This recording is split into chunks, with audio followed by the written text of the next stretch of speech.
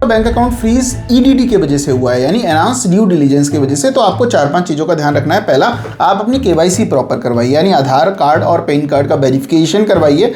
दूसरा, source of fund, कि आपका फंड कहाँ से आया। अगर आप जेन्युइन ट्रांजेक्शन आपने किया है, किसी दोस्त ने आपको ट्रांसफ़र किया है, तो एक लेटर बनवा के आप वहाँ पेश करिए। अगर आपने किसी भी तरीके का ट्रेड किया है तो ट्रेडिंग के स्टेटमेंट्स और एक लेटर भी, एक एफिडेविट भी आप दे सकते हैं कि साहब इस तरीके से मेरा फंड आया, लेजिटिमेट फंड है, मैंने कोई फ्रॉड नहीं किया। क्योंकि ईडीडी में जनरली ये माना जाता है, क्योंकि इनके पास बहुत सारे टूल्स हैं, जैसे कि म्यूल हंटर हो गया, और भी टूल्स हैं इन बैंक्स के पास, जो कि पॉपअप विंडोज़ इनके पास जनरेट होती रहती हैं। फ्लैग लग जाते हैं कि इन अकाउंट्स को ईडीडी की कैटेगरी में रख दिया जाए, क्योंकि अनयूजुअल ट्रांजेक्शंस हो रहे हैं। अगर उस अनयूजुअल ट्रांजेक्शन को आप यूजुअल बना दें, यानी डिफाइन कर दें, तो आपके ट्रांजेक्शन्स की क्रेडिबिलिटी पे कोई सवाल नहीं उठेगा।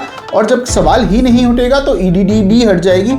अगर बैंक ऑफिसर कोऑपरेट नहीं करता है तो बैंकिंग ओम्बड्समैन में या आरबीआई में भी आप कंप्लेंट डाल सकते हैं उस प्रोसेस के अगेंस्ट में कि साहब मेरे पास इस तरीके से पैसा आया, आपने ईडीडी बिना वजह क्यों लगा दिया और इसको म्यूल में कैसे डाल दिया। Thank you so much.